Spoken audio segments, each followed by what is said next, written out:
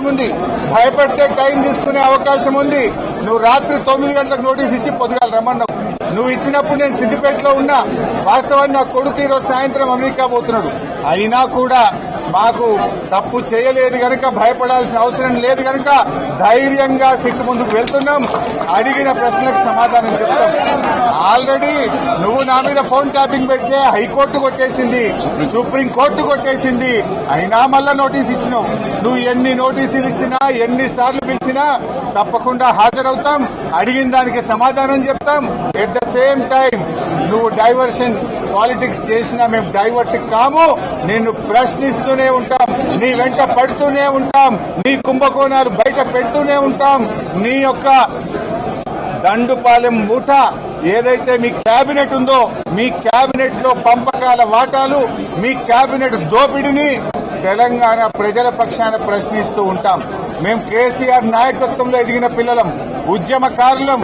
ఉద్యమాల్లో నుంచి ఎన్నో కేసులను, జైళ్లను ఎదుర్కొని కేసీఆర్ నాయకత్వంలో తెలంగాణ సాధించిన ఒక కార్యకర్తలం మేము నీ తాటాకు చప్పులకు భయపడం. మిస్టర్ రేవంత్ రెడ్డి, నువ్వు ఎన్ని ప్రయత్నాలు చేసినా, ఎన్ని కుట్రలు చేసినా తెలంగాణ ప్రజల పక్షాన ఈ గొంతులు నిన్ను ప్రశ్నిస్తూనే ఉంటాయి.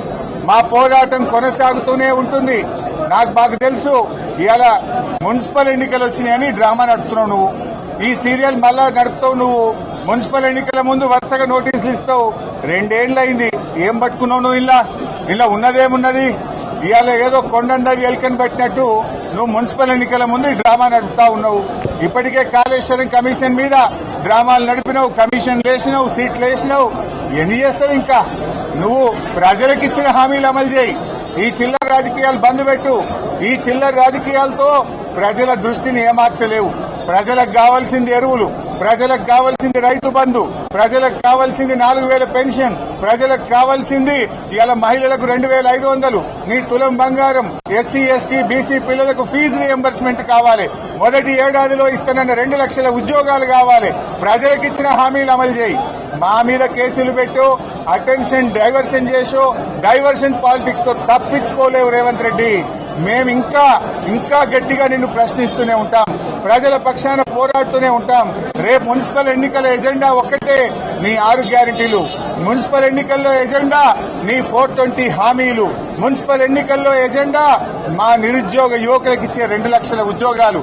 దాని మీదనే జరుగుతాయి. ఇది అయిపోయింది. ఇప్పటికే 2 ఏళ్లలో నడిపి అదేదో సీరియల్ లాగా, టీవీ సీరియల్ లాగా నడుపుతా ఉన్నావు. ప్రజలు నమ్మే స్థితి లేరు రేవంత్ రెడ్డి. ఏది ఏమైనా మాకు న్యాయ వ్యవస్థ మీద నమ్మకం ఉంది. చట్టపరంగా పోరాడతాం. నీ నోటీసులకు, నీ కేసులకు బీఆర్ఎస్ భయపడదు. నీ తాటాకు చప్పులకు అసలే భయపడదు. నీకు దిమ్మ తిరిగే విధంగా ప్రజలు రేపు మున్సిపల్ ఎన్నికల్లో తీర్పిస్తారు. బిడ్డ రేవంత్ జాగ్రత్త.